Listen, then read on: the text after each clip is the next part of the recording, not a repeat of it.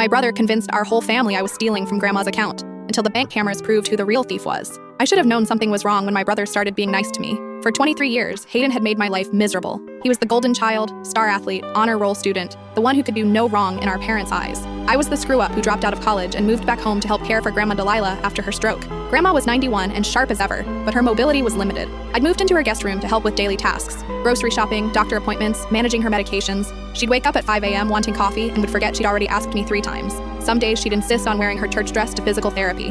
Other days she'd refuse to eat anything except vanilla wafers. But I loved her fiercely, and she was the only family member who'd never made me feel like a disappointment. That's when the family meeting started. "We need to talk about Mom's finances," Dad announced during Sunday dinner, his voice carrying that familiar tone of disappointment I knew so well. "Her account is missing significant amounts." My stomach dropped like I'd been punched. "What do you mean missing?" Mom pulled out bank statements, her face grim and accusatory. $3,000 in the past 2 months, unauthorized withdrawals, large amounts taken out almost daily. The papers scattered across the dining room table like evidence at a crime scene, each transaction highlighted in yellow marker, each withdrawal circled in red ink. Hayden leaned forward, his expression perfectly concerned, like he'd practiced this moment in front of a mirror. "Who has access to her account besides Grandma?" All eyes turned to me. The weight of their stares felt crushing. "Just me and Grandma," I said quietly, my voice barely audible. "And obviously Mom's not taking her own money," Hayden said with fake sympathy that made my skin crawl. "She can barely remember what day it is. This is really hard for all of us, but we have to face facts." Dad's voice was ice cold, the same tone he'd used when I'd crashed his car at 17. "We trusted you. We let you live there rent-free, gave you responsibility,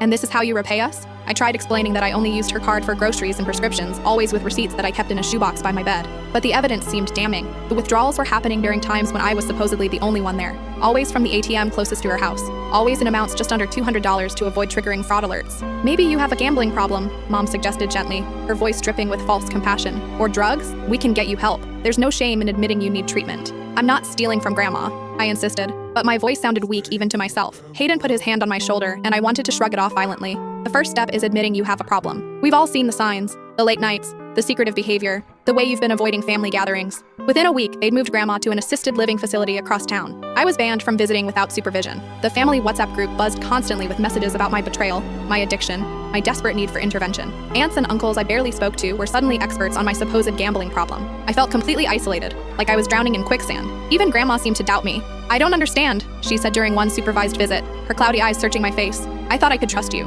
I defended you to everyone." The worst part was watching Hayden comfort everyone. He organized family meetings, researched treatment centers, and spoke eloquently about addiction being a disease that required professional help. He was the perfect concerned brother, stepping up when his family needed him most. That's when I decided to prove my innocence. I couldn't fit what happens next in this short video. Watch the rest down below.